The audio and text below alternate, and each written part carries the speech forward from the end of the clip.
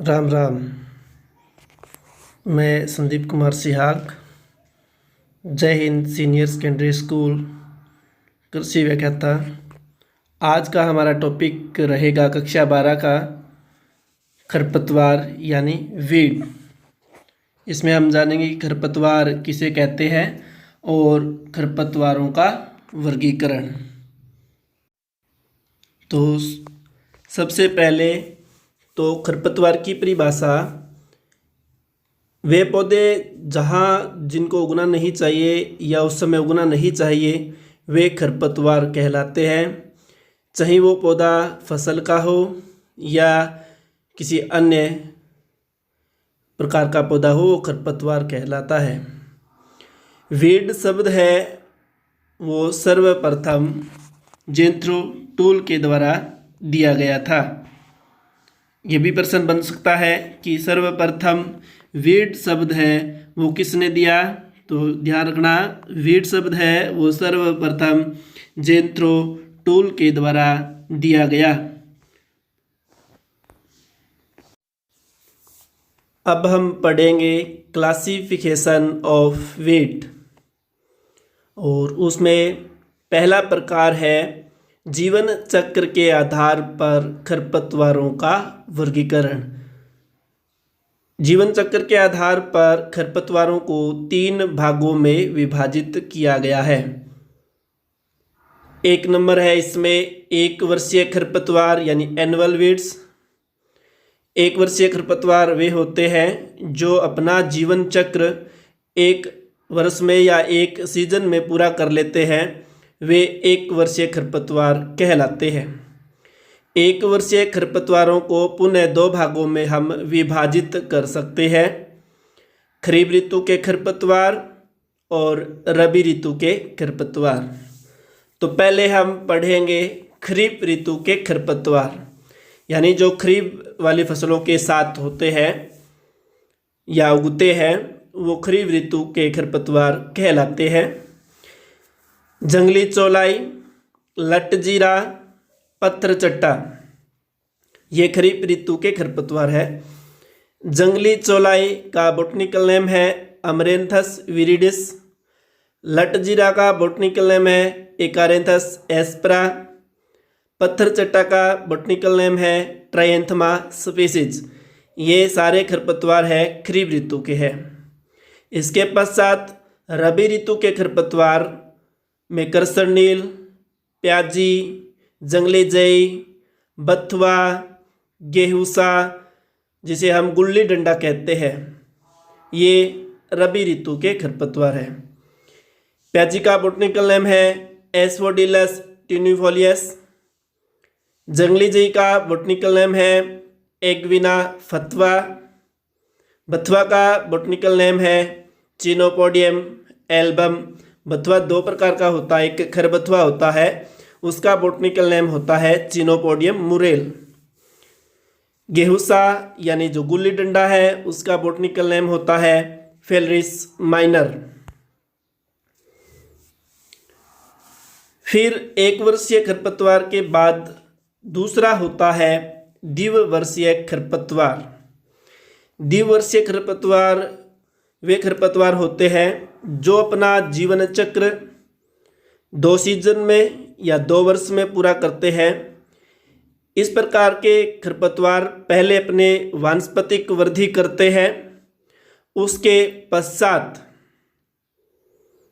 उसमें पुष्पन और बीज निर्माण की प्रक्रिया प्रारंभ होती है। इसके उदाहरण है जंगली गाजर और जंगली गोभी। जंगली गाजर का बॉटनिकल नेम है गेकस कैरोटा। जंगली गोभी का बॉटनिकल नेम है लोनिया एस्पेलेनिफोलिया। तो ये द्विवर्षीय खरपतवार है। इसी का तीसरा है बहुवर्षीय खरपतवार। इस प्रकार के खरपतवार एक बार उग जाते हैं तो कई सालों तक अपनी वृद्धि करते रहते हैं, उसमें बीज निर्माण की प्रक्रिया इत्यादि है वो कई सालों तक चलती रहती है। तो हमने अगर बात करें जीवन चक्र के आधार पर तो मुख्यतः 3 भागों में विभाजित किया है, 1 वर्षीय, द्विवर्षीय और बहुवर्षीय। बहुवर्षीय को भी हमने फिर दो भागों में विभाजित किया है। वुडी वीड यानी जो कास्ट जिनमें काट या जो कठोर होते हैं, जैसे झड़बेरी। झड़बेरी का बोटनिकल नेम है जिजीफस रोडेंटिफोलिया। ये एक काठीय या काष्ठीय खरपतवार की श्रेणी में आता है। दूसरा भाग होता है हर्बेशियस वीड यानी शाकीय खरपतवार। मोथा, हिरणखुरी, अम्बरबेल, ये सारे शाकीय श्रेणी के खरपतवार हैं।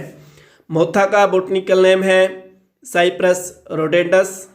हिरणखुरी का बोटनिकल नेम है कॉन्वोवुलस आर्वेसिस। अम्बरबेल का कस्कुटा रिफ्लेक्सा। पहला हमने पढ़ लिया था जीवन चक्र के आधार पर खरपतवारों का वर्गीकरण। दूसरा है बीज पत्र के आधार पर वर्गीकरण। बीज पत्र के आधार पर खरपतवारों को दो भागों में विभाजित किया जा सकता है।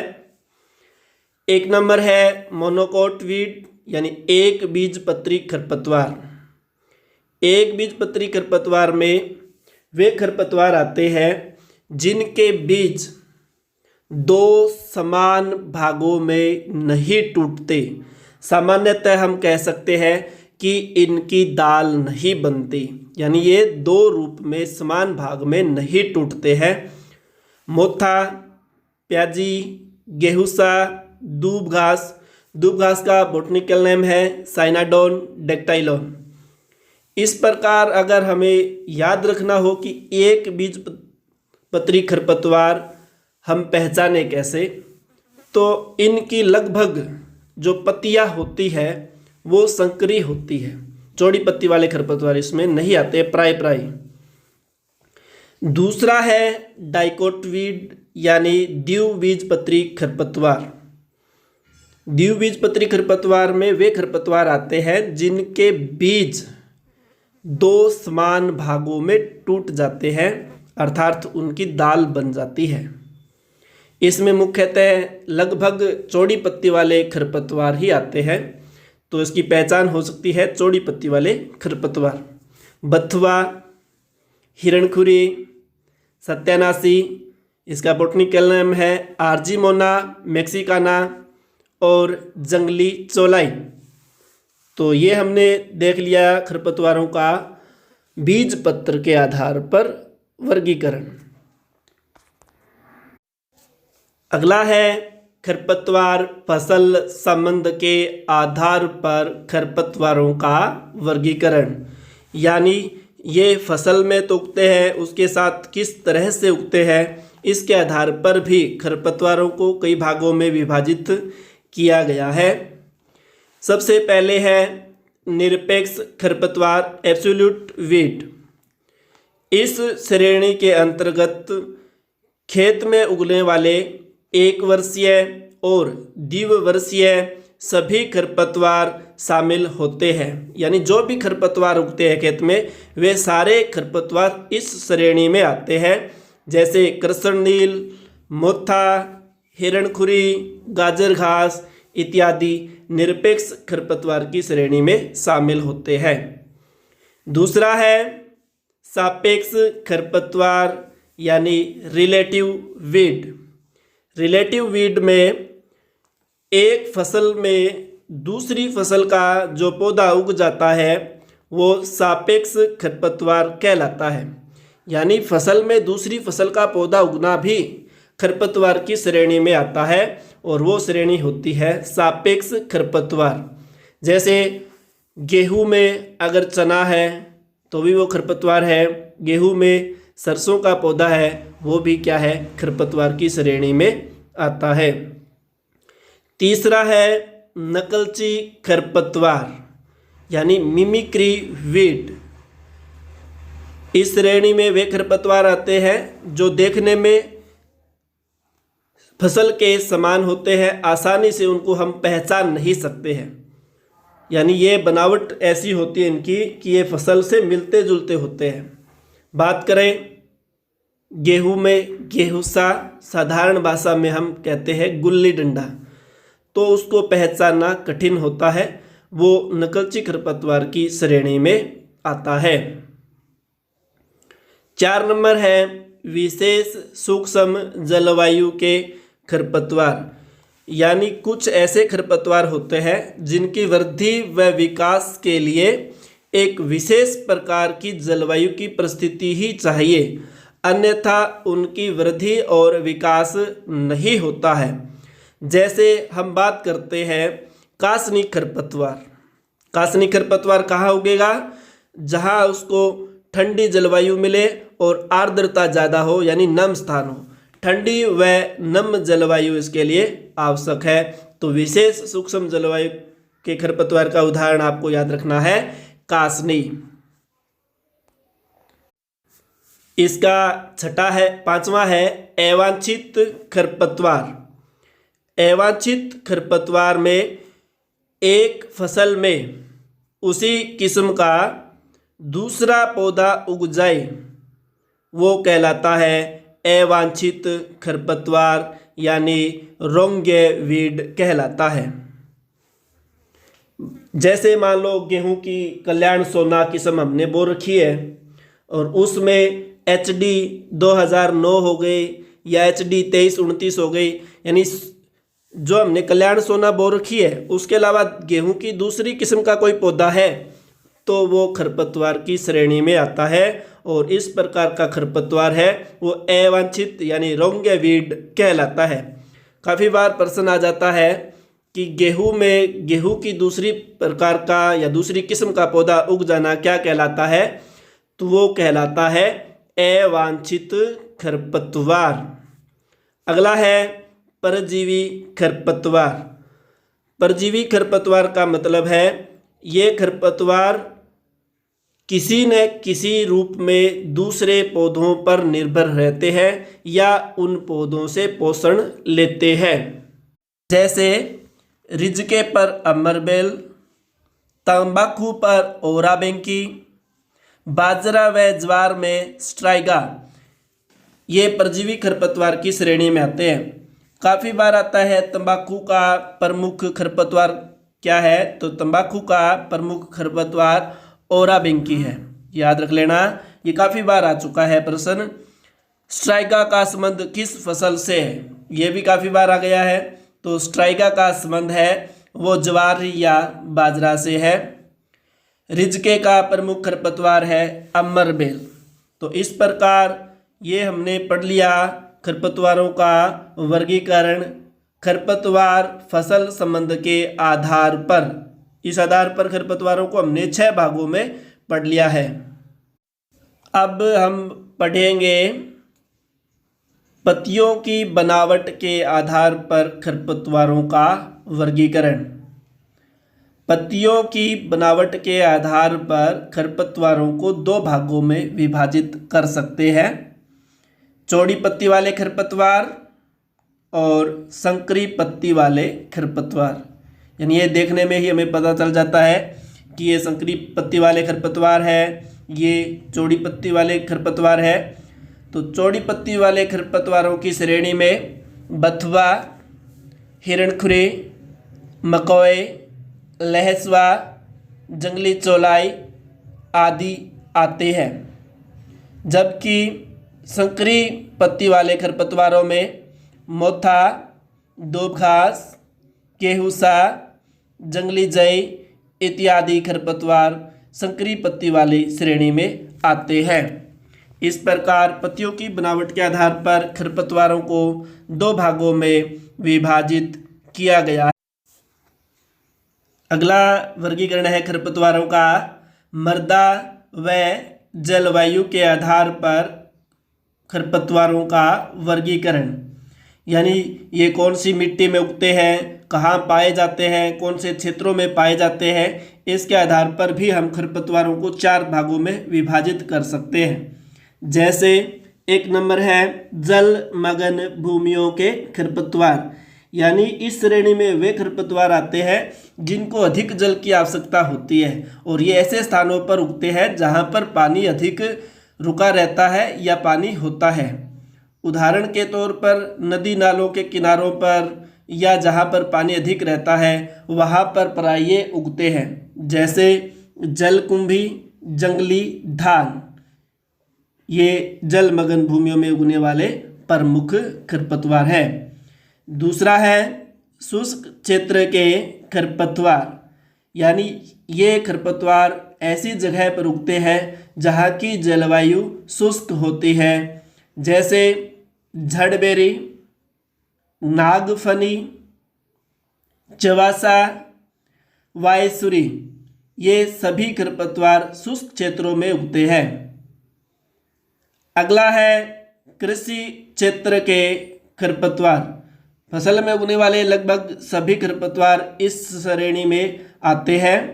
बथुआ, प्याजी, कृष्णनेल, हिरणखुरे, जंगली चौलाई आदि सभी खरपतवार इस श्रेणी में आते हैं।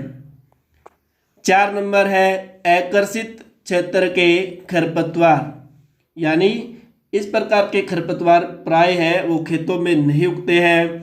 रेल मार्ग है, गोदाम है, सड़क है इत्यादि के किनारों पर या आदि क्षेत्रों में ये प्राय उगते हैं, जैसे लेंटाना केमरा, कांस, गाजर घास इत्यादि। ये अधिकतर आकर्षित क्षेत्रों में ही उगते हैं। अगला वर्गीकरण है खरपतवारों का प्रजनन विधियों के आधार पर खरपतवारों का वर्गीकरण। प्रजनन विधियों के आधार का मतलब है कि ये खरपतवार अपना गुणन कैसे करते हैं, यानी एक साल बाद दूसरी साल कैसे उगते हैं, बीज से उगते हैं कि वानस्पतिक भाग से उगते हैं कि दोनों भागों से, बीज या वानस्पतिक भागों से उगते हैं। तो इस आधार पर हमने खरपतवारों को 3 श्रेणियों में विभाजित किया है। 1 नंबर है बीज से उत्पन्न होने वाले खरपतवार। अधिकतर खरपतवार है वो अपना प्रजनन केवल बीजों द्वारा ही करते हैं। इसमें उदाहरण के तौर पर हम देखें प्याजी, कृष्णनील, सत्यानाशी, गेहूसा, जंगली जई इत्यादि। ये सारे खरपतवार अपना प्रजनन केवल बीजों के द्वारा ही करते हैं। 2 नंबर है वानस्पतिक भाग से उत्पन्न होने वाले खरपतवार, यानी ये अपना प्रजनन वानस्पतिक भाग, जड़ है, तना है या पत्ती है, इसके द्वारा करते हैं। इसमें मुख्यतः राइजोम, बल्ब, कंद, पत्ती आदि द्वारा ये अपना प्रजनन करते हैं, जैसे दूब घास, मोथा आदि इस श्रेणी में आते हैं। ये अपना प्रजनन है वो वानस्पतिक भागों के द्वारा ही करते हैं। 3 नंबर है बीज व वानस्पतिक भागों द्वारा, यानी कुछ खरपतवार ऐसे होते हैं जो बीज के द्वारा भी अपना प्रजनन कर लेते हैं, बीज के द्वारा नहीं हो पाता है तो वानस्पतिक भाग के द्वारा ही अपना प्रवर्धन है वो कर लेते हैं। जैसे बात करें दूब घास है तो वो अपना प्रवर्धन बीज के द्वारा भी हो जाता है और उसका वानस्पतिक भाग जैसे उसकी जड़ वगैरह या उसकी जो स्कर्स बोलते हैं उसके द्वारा या उसकी भूसतारी बोलते हैं, ऊपरी भूसतारी या रनर्स, उनके द्वारा ये अपना प्रजनन है वो कर लेते हैं। तो आज का हमारा टॉपिक पूरा हुआ। इसमें हमने खरपतवारों का वर्गीकरण पढ़ा था। एक बार इसको और देख लेते हैं। पहला हमने पढ़ा था जीवन चक्र के आधार पर। जीवन चक्र के आधार पर हमने खरपतवारों को 3 श्रेणी में बांटा था। एक वर्षीय को फिर हमने 2 भागों में विभाजित किया, खरीफ ऋतु के खरपतवार, रबी ऋतु के खरपतवार। फिर दूसरा था द्विवर्षीय खरपतवार, तीसरा था बहुवर्षीय खरपतवार। इसके बाद हमने बीज पत्र के आधार पर खरपतवारों का वर्गीकरण पढ़ा था। उसमें एक बीजपत्री खरपतवार और द्विबीजपत्री खरपतवार। बीजपत्री के आधार पर खरपतवारों को 2 भागों में बांटा गया है। तीसरा हमने पढ़ा था खरपतवार फसल संबंध के आधार पर वर्गीकरण, और इसमें हमने सामान्यतः इसको 6 भागों में विभाजित किया है। निरपेक्ष खरपतवार, सापेक्ष खरपतवार, नकलची खरपतवार, विशेष सूक्ष्म जलवायु के खरपतवार, अवांछित खरपतवार, परजीवी खरपतवार। पत्तियों की बनावट के आधार पर भी हमने खरपतवार का वर्गीकरण पढ़ा। इसमें पत्तियों की बनावट के आधार पर खरपतवारों को 2 भागों में, चौड़ी पत्ती वाले खरपतवार और संकरी पत्ती वाले खरपतवार। फिर हमने मृदा व जलवायु के आधार पर खरपतवार का वर्गीकरण पढ़ा। उसमें हमने खरपतवारों को 4 श्रेणियों में विभाजित किया। जलमग्न भूमियों के खरपतवार, शुष्क क्षेत्र के खरपतवार, कृषि क्षेत्र के खरपतवार, अकृषि क्षेत्र के खरपतवार। लास्ट हमने पढ़ा था प्रजनन विधियों के आधार पर खरपतवारों का वर्गीकरण, और प्रजनन के आधार पर हमने खरपतवारों को 3 भागों में विभाजित किया था। एक बीज से उत्पन्न होने वाला, 2 वानस्पतिक भाग से उत्पन्न होने वाले, और तीसरा है बीज और वानस्पतिक दोनों भागों द्वारा उत्पन्न होने वाले या पैदा होने वाले खरपतवार। तो आज का हमारा टॉपिक यही क्लियर होता है। कल इसी टॉपिक को आगे लेकर चलेंगे, तो उसमें हम इसी टॉपिक से संबंधित खरपतवार का विस्तार कैसे होता है, गुणन कैसे होता है, लाभ क्या है, हानि क्या है, इसके बारे में पढ़ेंगे। धन्यवाद। जय हिंद, जय भारत।